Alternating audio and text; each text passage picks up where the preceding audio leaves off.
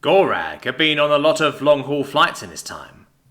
Decades upon decades from being the muscle that moved cargo from one place to another, all the way up to now, captaining his own ship, he had seen it all. He had scars from bar fights, bad flights, and a couple of close encounters with unkind kinds.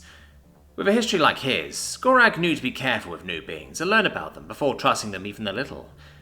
But what he had never encountered before now was a human.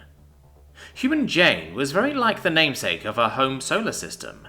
Sol produced some of the most interesting sentients Gorag had the chance to meet, and Jane was a ball of sunshine with green head hair and vision-enhancing black frames. Gorag's new navigator had only been on board for a little over 210 day, and she had already made little nameplates with pictograms of the namesake's interests for everyone's bunk door. Gorag's own nameplate had a scatter of game pieces from his favourite strategy game, which he kept in a beat-up box in the canteen.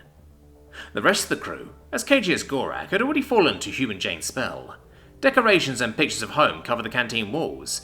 A small piece of paper was stuck to the food preservation unit, identifying who was the current leader in the nightly game of Wizards vs Mages on the Commodore game console. The crew could be found chatting where they used to be silent, sharing stories from home where there used to be guarded looks. Gorag noticed that the hallways were cleaner. There was less clutter in the personal cleaning area, and work was being done more efficiently. Human Jane did not notice, as she had known no differently on his ship, but Gorag could see it. One morning, as Gorag prepared himself his post-wake-up meal, he was surprised to find a mug of tea already at his usual place, a curl of steam rising from it. He looked around to see Jane heading towards the hallway with her own mug. "Navigator Jane, do you have a moment?" Gorag asked, as he set down his bowl and plate with his forelimbs. Jane turned around with a smile, walking to take a seat across from Gorag's. "Sure, boss. What can I do you for?" Gorag sat and said, "I have to ask, is it a tradition of your people to come into a new place and make changes to how things are done?" His effect being flat, which is typical for his species, gave Jane pause.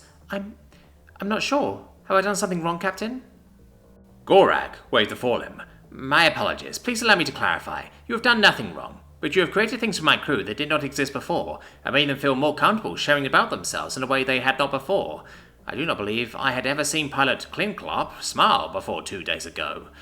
The changes you have made are for the good. I wanted to know if this is something specific to you, Navigator Jane, or if this is true of all humans." Jane's shoulders relaxed, telling Gorag that Jane now understood what he meant. She took a long moment to sip her tea and think of how to respond. She said, "For humans, it is important to feel like we have a home and know the people who live in it. When I came aboard, I wanted to get to know the people I'd be working with and what they enjoyed doing, so I asked them about themselves. Making the name tags gave me a way to help everyone get to know them too.